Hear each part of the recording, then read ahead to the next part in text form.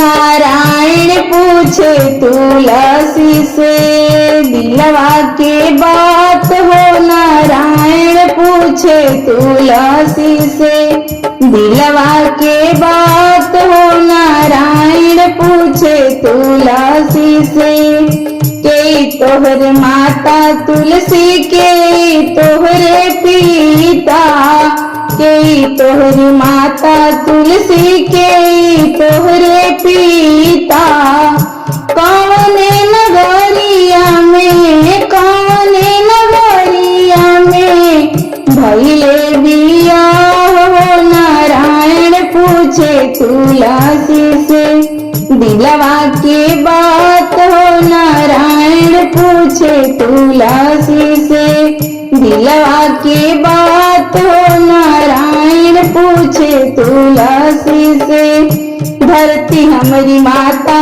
प्रभु जी अंबर हमरे पिता धरती हमारी माता प्रभु जी अंबर हमरे पिता गोकुला नगरिया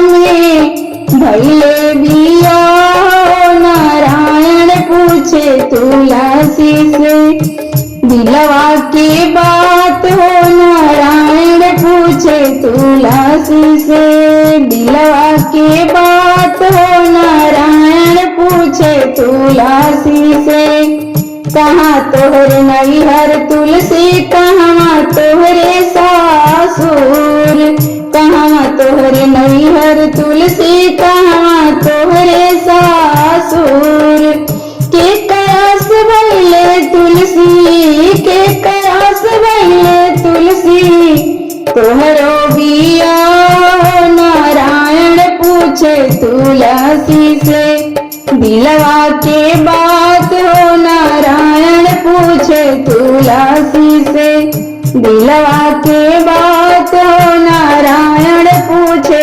तुलसी से गंगा तीर नैहर हमरो जमुना तीर सासुर गंगा तीर नैहर हमरो जमुना तीर सासुर कृष्ण कन्हाई से भइले बिया हो। नारायण पूछे तुलसी से दिलवा की बात हो। नारायण पूछे तुलसी से दिलवा की बात हो। नारायण पूछे तुलसी से दिलवा की बात हो।